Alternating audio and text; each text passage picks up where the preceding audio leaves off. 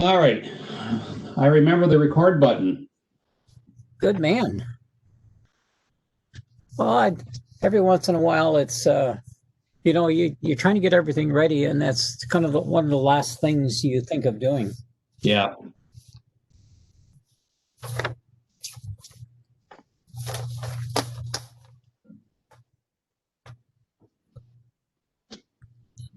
So our granddaughter's in her sixth or seventh day of her isolation. Yeah. She's managing though. So that means you're isolated, right? Yeah. And Karen, so how do you guys go out and get groceries? Or you just keep the granddaughter away from? You try to? Did you wear a mask inside the house, or? No. She's basically between the bedroom and the bathroom, and take a shower, whatever. And Karen's been making meals for her and sends them up, and Right. Pushes them under the door and slide them under the door. here you go, bread again. Why bread? Well, that's the only thing that fits under the door. Yep. No, she's doing okay. She's a trooper. So she was able to get out the other day and just go for a bike ride up and down the driveway. Right. How old is she again? She's going to be turning she's going to be 12. 12, yeah. So still a young lady. Great kid. She's been practicing guitar, so that keeps her occupied. I took up the gluten or the xylophone. Ah, okay. Yeah. Gluten is metal, xylophone's wood. Oh, is that right? I didn't know that. Yeah.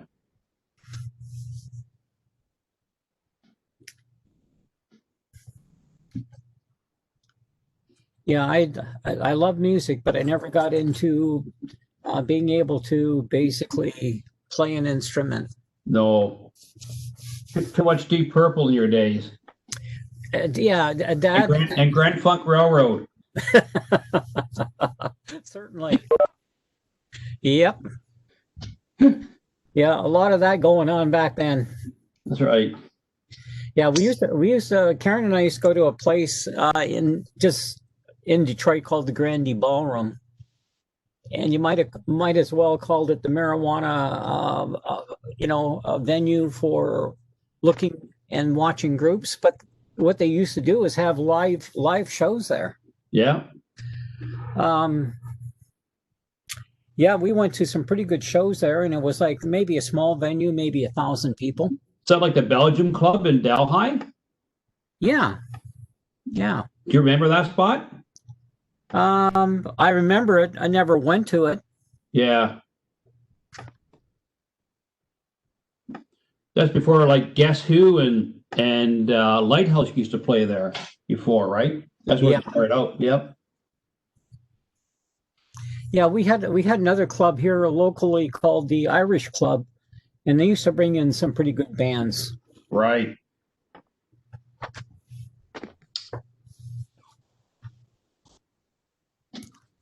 All right. I'm starting about another minute here.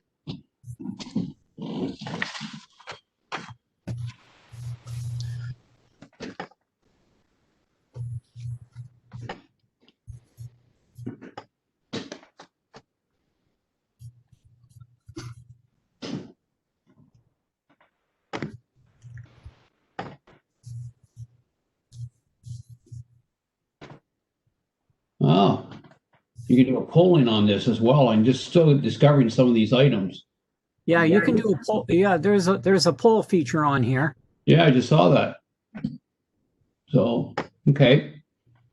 So you didn't tell Karen about your PB&J sandwiches? Yeah, oh yeah. Oh. She knows better? Oh yeah. Yeah, she knew we'd be eating those.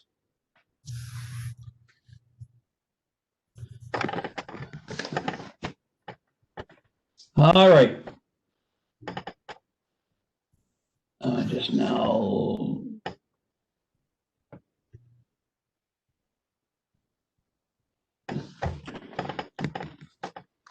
Welcome, everyone. So this is the last session on housing authorities. What I'm going to do today is going to be a bit of a here and there. I want to tie in a few points. Generally, the seminar would be an 8 hours. So well, 6 hours. So we're trying to do it in 4. So today will be a bit of a tie up of some few loose ends, and I'll try to address some questions that were already raised by a few people. So again, today I want to look at the roles and responsibility of the housing authority, and probably the big challenge for housing authority is the collection of rent. One of the main issues is how do you sustain housing in First Nations communities for those, some who believe it's a treaty right, for others you don't want to pay rent, but I think at the end what we're trying to explain is housing is not free. So there's got to be some type of collection of rent or some collection of monies or some types of allocation to offset the cost. And we'll go through a couple of examples of where how rent or user fees can be applied. So again, just staying with the definition, it's organizations incorporated under federal provincial legislation, either as a corporation or a not-for-profit entity. Again, I want to reiterate, you don't need to incorporate immediately. You can be a year, you can be a year and a half, up to 2 years in. Once you get the foundations in place, then you, and the structure, then you can incorporate and move forward. So it's really the icing on the cake. And the main reason is for, better governance, but also you can reach out to financial institutions and receive funds for housing investments. So what is the roles and responsibilities? Again, we've talked about some of these: maintenance, repairs, construction, training, education, establishing rental contracts. But the big issue are the last 3: collection of rents, action for lack of rental payment, and dispute resolutions. One of the advantages of a housing authority is that those 3 topics basically makes it arm's length from a council, because then the council and the chief and the councilors, they're not involved in any of these contentious issues. So housing authority, it does give you a dispute resolution. It gives you a mechanism for somebody to complain, and it can be addressed. Rather than complain to the chief or chief and councils, you get a third-party person to intervene. And at the end of the slides, we're going into a little more details about that.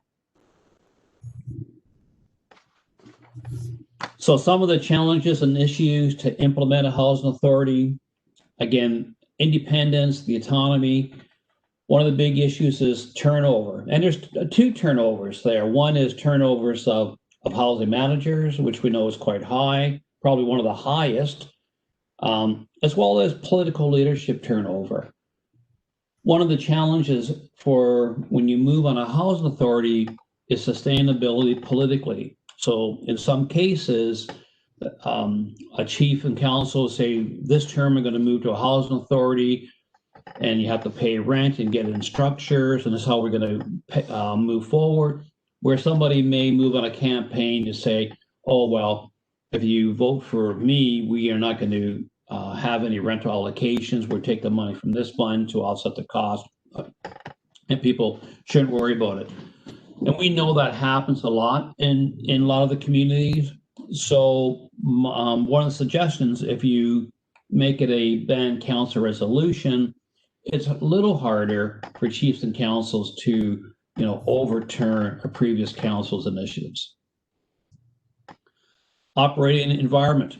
We know that those that are located in zone ones or in near urban areas have a higher likelihood of functioning because you have capacity. Those that are further away, it's hard to hire people who are accountants and people with the expertise, and harder to implement many of these challenges because of the access to information, access to the key people. Another challenge we talked about, size of the communities. Not all communities can move with the housing authorities. And we talked about that earlier in the one of the webinars. One of the key issues here, if you have really small communities side by side, or a council, tribal council, they should be able to implement a tribal council-based housing authority where they can work with the smaller communities and form some type of housing authority. We talked about community support, gaining community support, gaining support to move in a direction that's going to move everybody from status quo. And that's really the challenge. How do you convince a community that has been moving towards a housing policy that is not that well received? You have poor housing, you got poor housing conditions, you got overcrowding, you have a number of housing challenges. And then trying to get somebody to say the housing authority is going to be the end all be all for everybody, it's hard for them to understand that. Risks and conflicts that happen in a few of the communities is that, family-based tensions occur. And so when you set up a structure, it's important to have conflict code of ethics, disclosures, so that you can minimize those risks of conflicts. And then the big one is the cost of the occupants. Anybody who talks about housing authority, there will be a change in terms of how it's managed, and there will be some form of rent or occupation fee. And again, there's no such thing as a free treaty housing. So that becomes some of the challenges for a housing authority.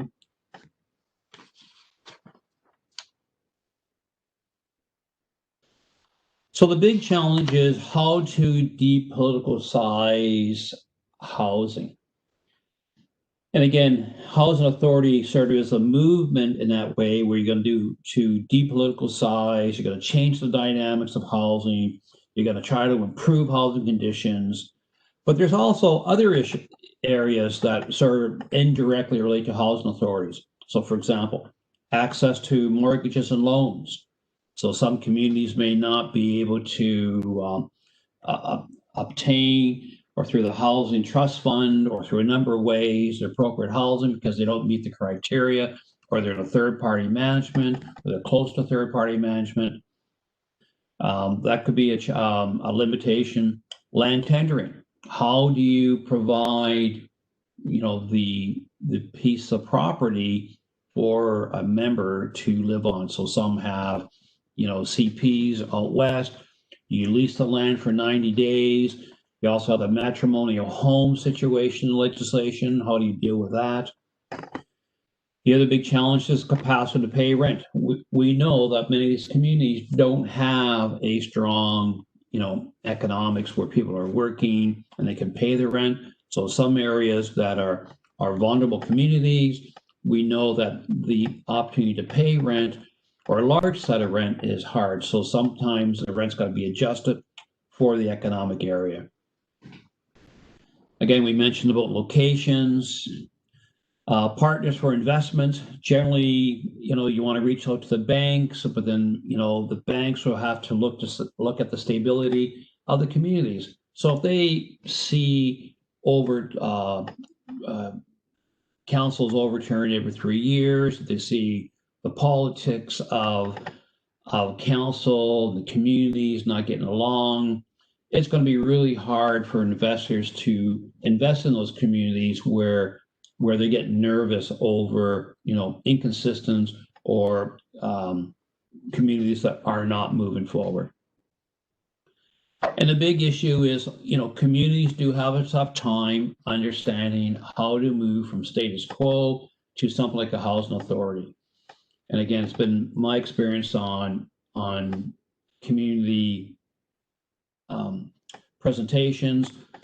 A lot of them don't understand budgetings, don't understand how rent actually works, and some are talking about, is rent really a shelter allowance payment, or is it an MRC, which is the minimum revenue contribution, which is not defined as rent, by the way. Some view it as rent, but it's not. It's actually a payment as part of a mortgage. So there's a number of these issues that sort of get caught up when you move towards a housing authority.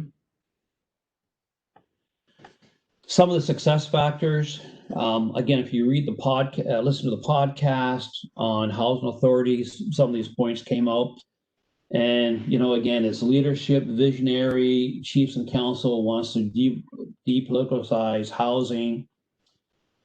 Lots of community consultation, lots of planning, getting buy-in from the community.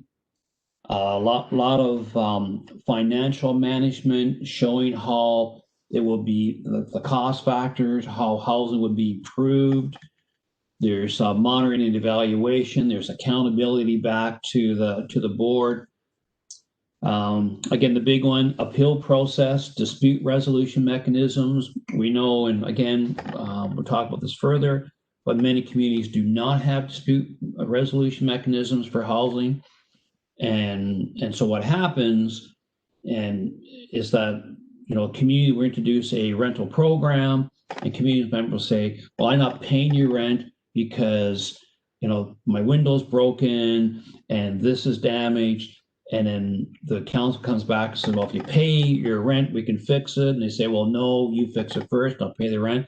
So you get this, lack of cooperation on trying to move forward. And I've seen that in a lot of the communities, and a lot of the community members generally don't budge on the status quo. Although they don't like it, it's hard for them to move forward.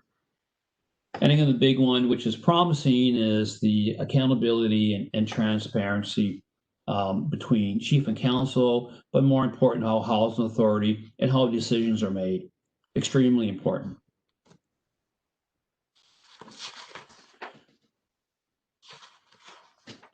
Implementing a housing authority, some of the key steps.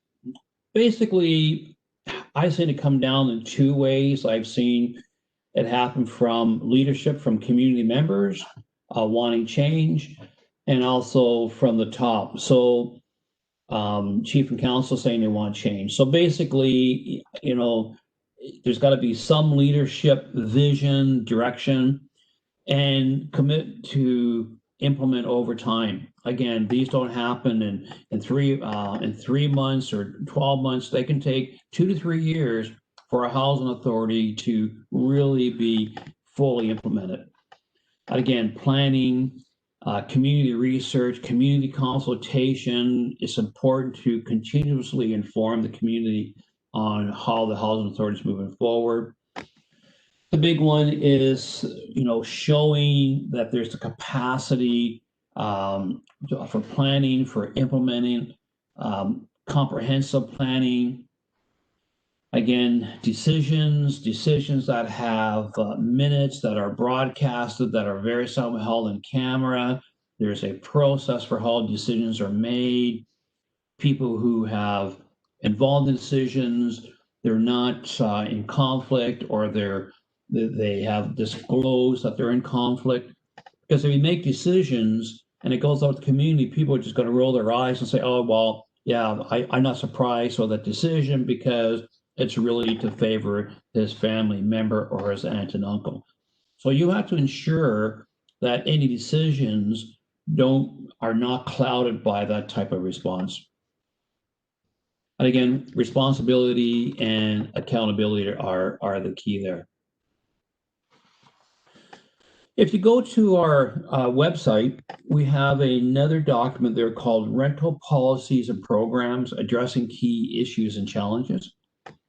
We developed this to help address some of the key questions to implement a housing authority. And it talks about how to implement certain policies, but some of the issues that need to be addressed when implementing. We also provide approach on how to calculate rental rates and how to approach rent-to-own policies. In there on later, there's also a whole section on how to set up a dispute resolution mechanism. So it all boils down to housing authority. What is a rent or occupational fee? And again, if you don't have any community members investing back into the housing authority, it's hard for the housing authority to move forward and build more homes. So you're caught in this catch-22, but it's not really a catch-22 because housing is not free, and somehow you have to make your contributions so that you can build more homes. So basically, what is rent? Again, is payment to a housing department who live in the homes owned by chiefs and councils. There's a monthly payment, generally due in the first month. You can have, and we know that many homes under Section 95 are rented geared to incomes. Basically, you want the payment to cover the costs associated with the home.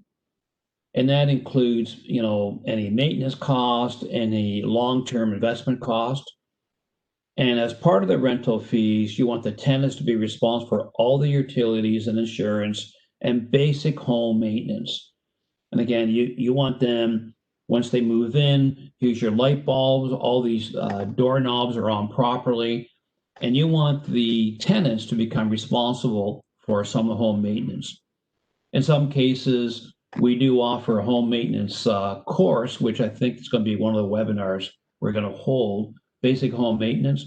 But we've also, on the FNNBOA site, we developed a basic home maintenance sheet that you give to people, tenants, to show them what they need to do, as well as a basic home maintenance guide on how to fix toilets, for example, that are plugged on a Saturday night, or issues in terms of drips. And so it helps basically tenants on how to respond to some basic home maintenance and things that you want them to do, and absolutely items you do not want them to do, such as going on top of a roof and sticking their finger into electrical boxes. So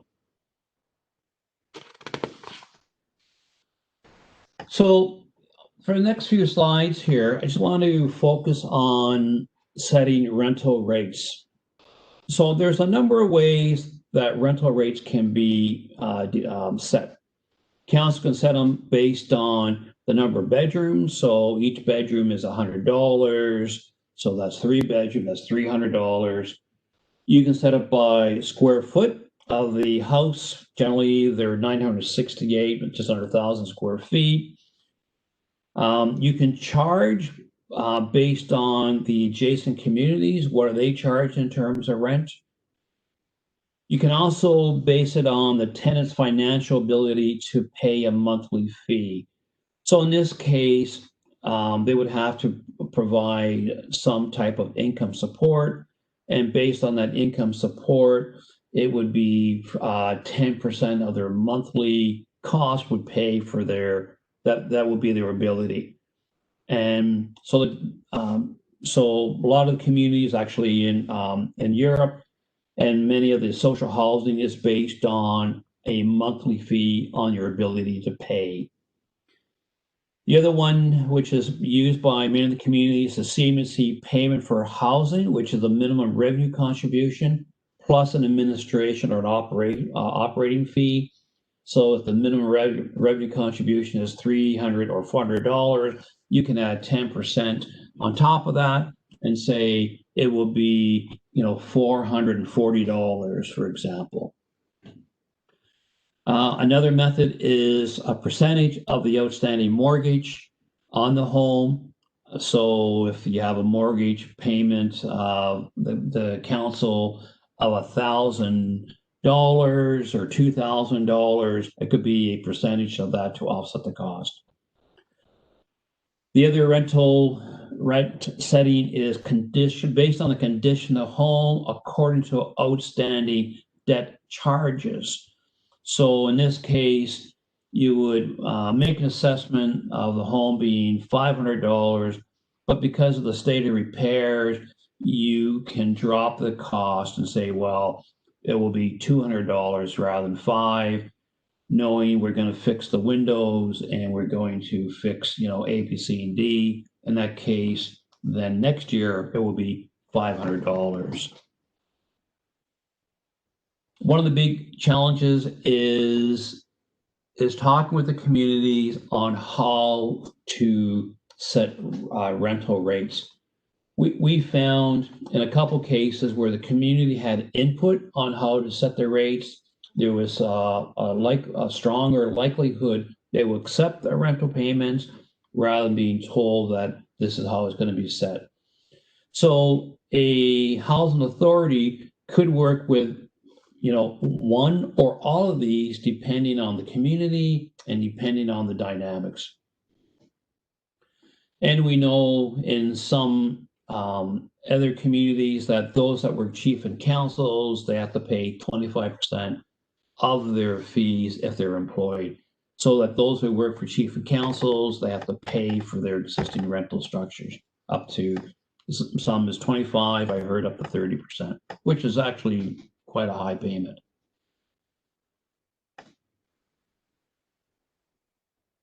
Other considerations for setting rental is operating expenses, which will always be a factor. And there's what we call the 4% rule set aside for ongoing maintenance. So every year when you get a home being built, you have to allocate 4% every year for ongoing maintenance. So in my case, my place, I put away a certain percentage that will require some type of replacement. So a couple of weeks ago, I had to replace my hot water tank. So that was a bit of a hefty bill because I decided not to rent it because you end up paying double the amount. And so my bill was just around $4,000 to install the type of water heater that I wanted. So I already had that money knowing I had to replace my my water heater. So I generally put about 4 or 5% away for those costs of home. So the next few slides, I just want to go through the how to set rentals and the impact in terms of budgets. So this is based actually on a scenario of a First Nation community. This community had 14 new homes that under Section 95s that they were charging the SA fee of $360 per month. And that pulled in a total of $60,480. Interesting, this community also had 175 homes that was mortgage free. So there was no longer any titles to the mortgage. Those homes were paid out. And those homes that are paid out, they were not collecting any more mortgage fees. In this community, they did not have a rent to own. So these were just homes that were the tenants that were in there for 15, 20 years, basically were no longer paying any fees because there's no mortgage and no SA fees in these cases, because if there's no mortgage, you don't have to pay an SA fee. So in these homes, however, there were the continuing operating expenses. So mortgage payment for, so if you take the operating cost for 14 homes, that's $360 a month. So you're paying out $648,000, which is so money in, money out. But don't forget, we have the 4% rule set aside for ongoing maintenance for all the 189 or 190 homes. So there was an ongoing cost of $34,020. And for these units, there was also the insurance cost per unit, which the chief and council was paying. And according to these records, they were paying around $378,000 on insurance to cover these 190 homes, which is from the council's investment they're protecting. So we have a total operating expenses of 472 less the revenues. So all of a sudden you're in an operating deficit of $412,000. My understanding, this is typical for a lot of the housing departments because they run a deficit because they don't charge enough money to offset their cost. So in the next scenario, so the same thing. So we have 14 homes collecting 60,480. In this case, if the community turned around and charged, right? So you have a full-blown rental regime in place. All the homes are getting have to pay something. So in these 175 homes, they decided to charge $325 per month per home. So all of a sudden, your total revenues are $743,000 because you had 175 homes that you weren't charging any rent for, and you applied at $325 per month, which is probably relatively inexpensive for many of these homes. Again, if you look at the operating costs, right, you still have your mortgage of $61,000. You have your 4% maintenance cost of $34,000, and you have your insurance costs of $378. Again, operating expenses of $473,000 less your revenue. So all of a sudden you're in a positive of $270,000. So right there, that scenario, that should be able to build you, I would think, almost 2 homes in the communities over 1 year based upon that on that figure. So let's take this one step further.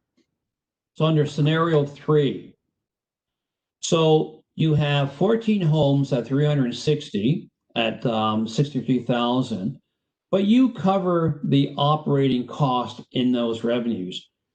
We know under Section 95s, under the minimum revenue contributions, councils can add a 4% operating cost on top of those totals. So if you have an SA payment, you can add a 4% to offset your cost. Very few communities do that, but if you did do that, you can see the revenues that would bring in. So again, the same with the 175 homes. So all of a sudden, you can see how you're increasing your revenues by collecting an extra 4%. So what happens by scenario 2 and 3, by having a full-blown rental regime, adding 4% on your operating cost, you're still able to collect additional monies that you can use for to reinvest back in the communities. So again, that extra 4% on scenario 3, that brings in an extra $3,000. Is that a lot of money? It is, because $3,000 would buy, repairs for faucets, for taps, screws, duct tape, plumbing supplies, which can be used to continue maintenance. So the other thing about scenario 3, and this is a big challenge that questions I have with ISC, Indigenous Services Canada, that if you have 14 homes charging $360 per month, and you have 175 homes charging $325 per month, so in fact, you do have a full-blown rental regime within the community. So if you have a full-blown rental regime, does that mean then everybody can that qualify for shelter allowance, do they qualify under this type of situation? I would argue that everybody would qualify, because SA is based on needs assessment. It's not based on the home you live in. And that's one of the challenges that with SA is, if you're in a Section 95 home, you get SA. But if you're going to move into your friend's home because they gone off to work at a mine and you lose your job, do you qualify for SA? Theoretically, you should, because you're living in your friend's home, but you've lost your job. So you should still be able to recoup your SA cost. So by doing that, it opens up a larger challenge of, does this qualify for a rental regime within the communities? Any questions, comments so far? I just saw one here. Claude, I can't find that chat on mine. Can you read that one from Lorraine?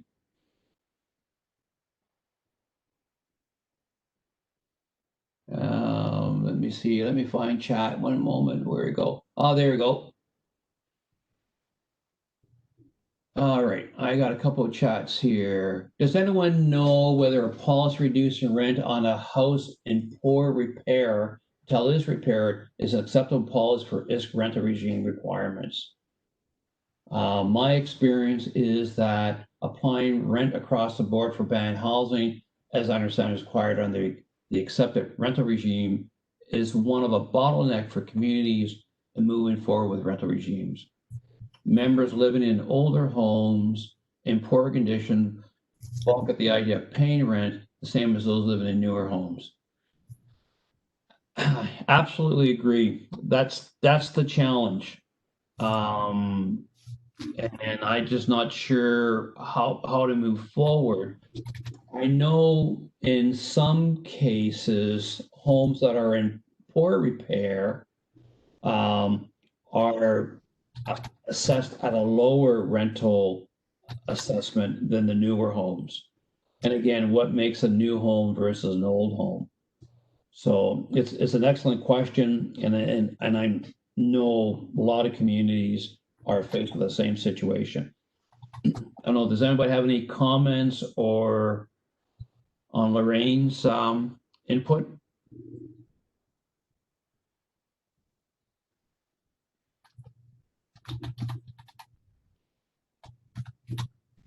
Claude?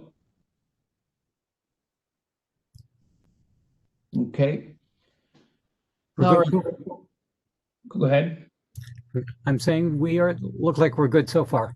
All right. So one of the big ideas a lot of communities have is moving to rent to own. Basically, a rent to own, chief and councils offers rent to own or lease to own the program to assist band members who are interested in home ownership, or they've been living in a Section 95 home for 20, 30 years, and the mortgage paid out, and they sell this asset for $1 or $2 to the community members.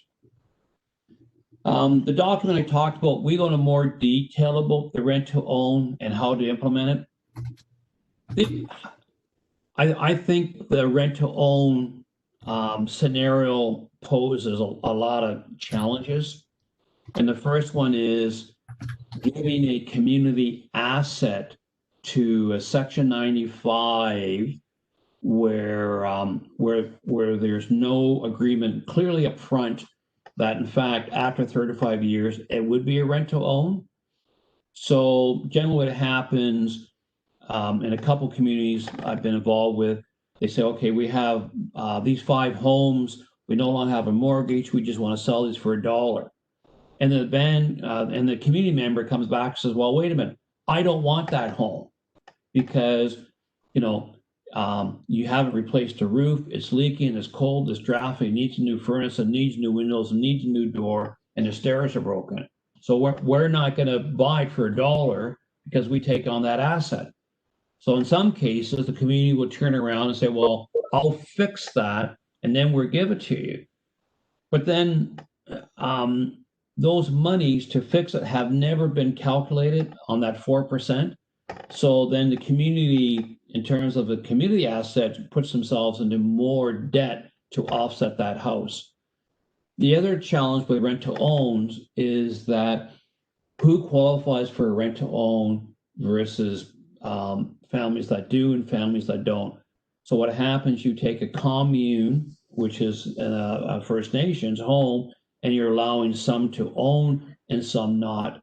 And again, on a shelter, Section 95 homes, so that those that are not capable of owning a home because of their income, in fact, get a home at the end, which is fine, but there needs to be some clear agreements right up front on rent to own and their policies. And I haven't seen all the research I've done any really clear rent to own policies and rent to own, how the allocation occurs. So my only comment would be if community is going to move to rent to owns, it needs to be clearly upfront and all the parties agree to the terms and the conditions. So after 25 years, does the chief and council repair the roof and make it brand new and the new furnaces, or you take the home as is? So that seems to be a bit of a mixed bag in a lot of the communities.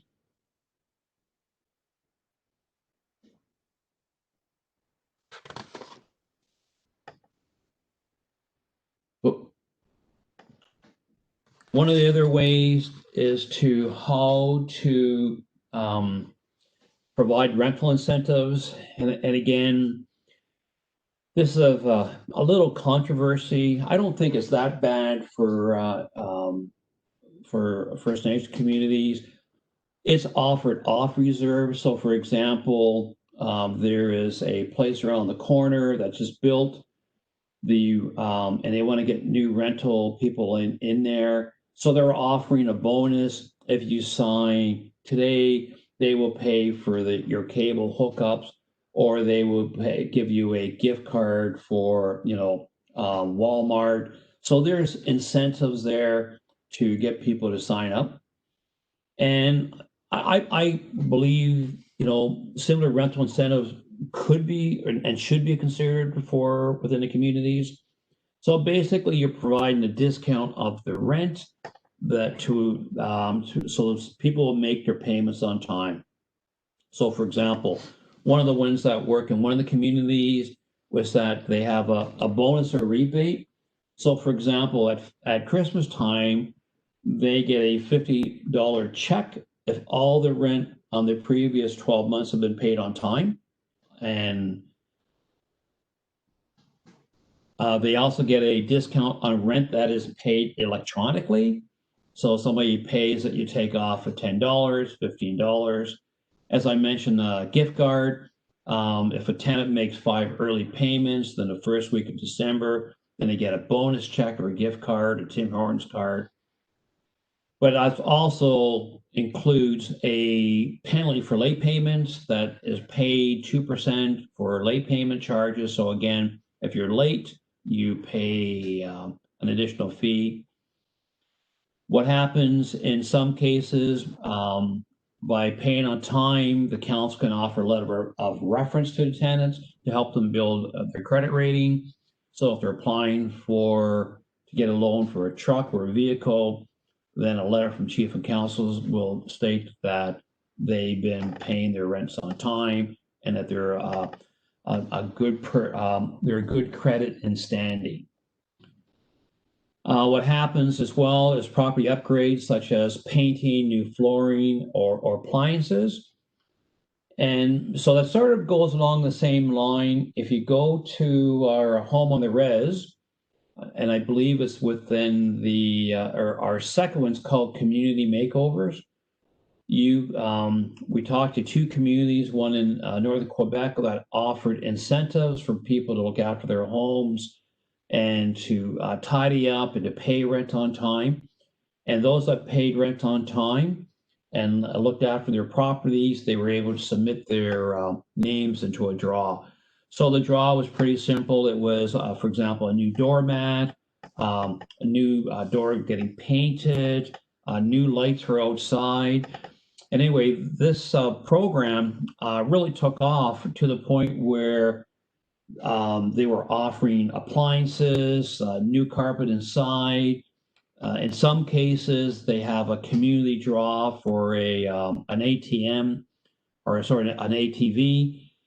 So if you listen to that podcast, you can see how they built all these incentives that the community bought into to not only improve the looks of the community, but they were actually having something like a 98, 99% success on collecting rent from the communities. And again, they also introduced education programs of how to pay rent, how to budget. They also had daycare programs. So they offered a lot to those that paid the rent. There were a lot of programs. And so this happened in northern Quebec. It's a really good podcast. I think it's been very successful. And I think it's an excellent best practice that a lot of other communities may want to consider. Last one, if rent is paid on before the first month, they can deduct or the discount amount. If the rent is paid after the first month, the standard rent is due. So again, making incentives so that people can pay the first of the month and have the money in. Because from a housing authority, you want to know that your cash flow is working. So by the third day in, you know that everybody's paid rent, and you can make any judgments or repairs for the next month based upon that input. Extremely important. One of the webinars that we're looking at preparing for next season is one on a course on financial empowerment.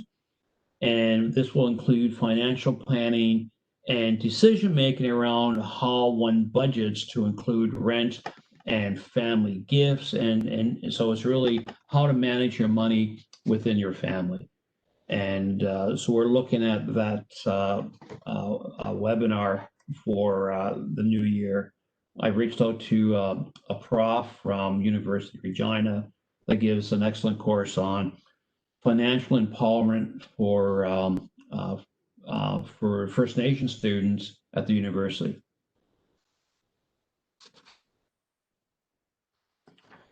So the last point I want to raise is conflict resolution systems. Very few communities have any mechanisms in place to resolve, especially when it comes to rent.